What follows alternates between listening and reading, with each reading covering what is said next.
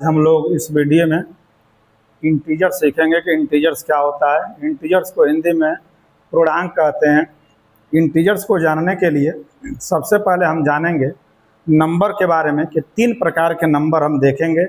पहले आप लोग ध्यान दीजिएगा, ये इस प्रकार के नंबर हम लोग पढ़ते थे, जैसे 15 है, ऐसे कुछ भी नंबर पढ़ते थे। लेकिन अब जब आप क्लास 5 से आगे बढ़ेंगे 6, 7, 8 में, तो आप ऐसे भी नंबर को देखेंगे। ये नंबर 1 जिसके पहले माइनस का चिन्ह बना हुआ है, और ऐसे भी नंबर आप लोग पढ़ेंगे जैसे कोई नंबर है उसके पहले ये प्लस का चिन्ह बना हुआ है। तो आप देखेंगे कि ये नंबर एक प्रकार के ऐसे नंबर जिनके पहले प्लस का चिन्ह, इनको पॉजिटिव नंबर कहते हैं।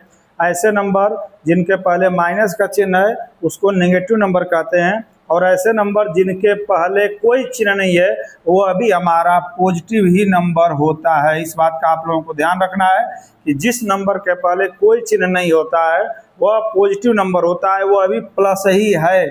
नहीं लिखा रहेगा तो प्लस, और लिखा रहेगा माइनस तो माइनस, और प्लस भी लिखा हो सकता है, नहीं भी लिखा हो सकता है। और एक तीसरे प्रकार का नंबर जो न तो पॉजिटिव होता है न तो नेगेटिव होता है, वह होता है 0। ये 3 प्रकार के नंबर पहले आपको समझना पड़ेगा, पॉजिटिव नंबर, नेगेटिव नंबर और 0। ये 3 प्रकार के नंबर। और एक बात और इसमें ध्यान देना है बच्चों आप लोगों को कि किसी भी नंबर का चिन्ह जो है उसके पहले रहता है।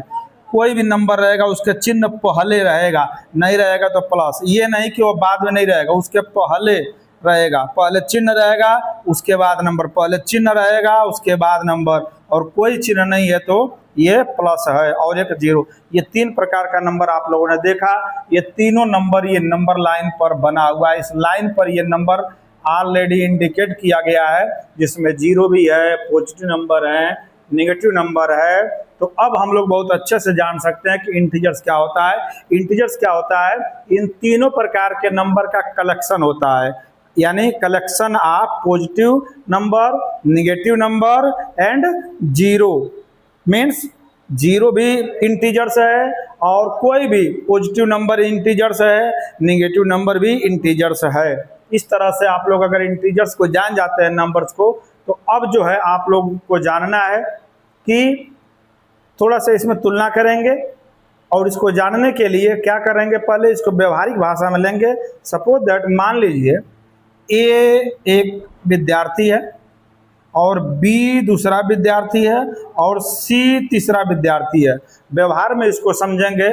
सपोज दैट ए के पास 15 रुपीज़ है, इसको मैं इरेज कर दे रहा हूँ।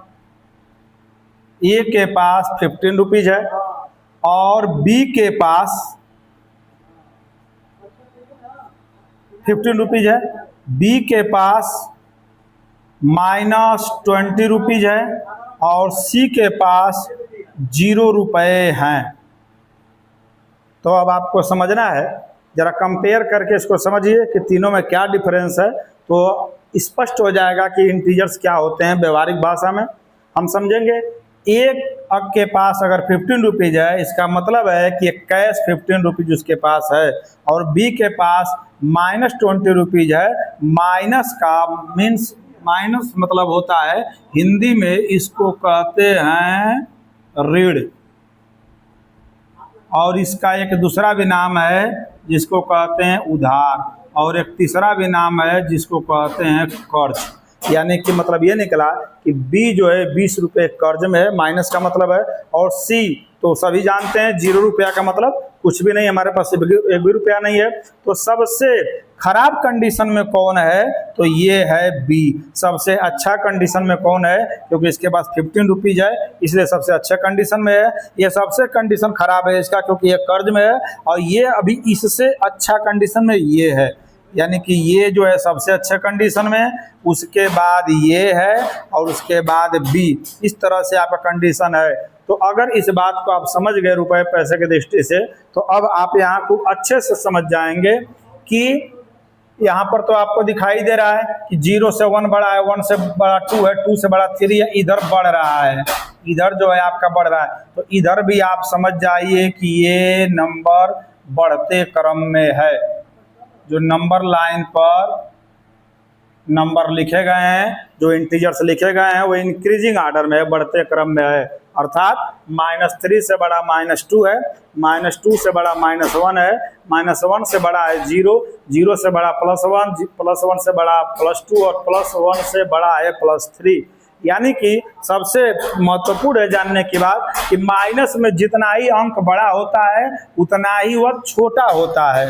इट मीन्स दैट अगर आपको जानना है कि इसमें से कौन जो है बड़ा है तो ये आपका -10 बड़ा है और ये -12 छोटा है। माइनस में जितना ही नंबर बड़ा रहेगा उतना ही उसका वैल्यू जो है छोटा हो जाएगा।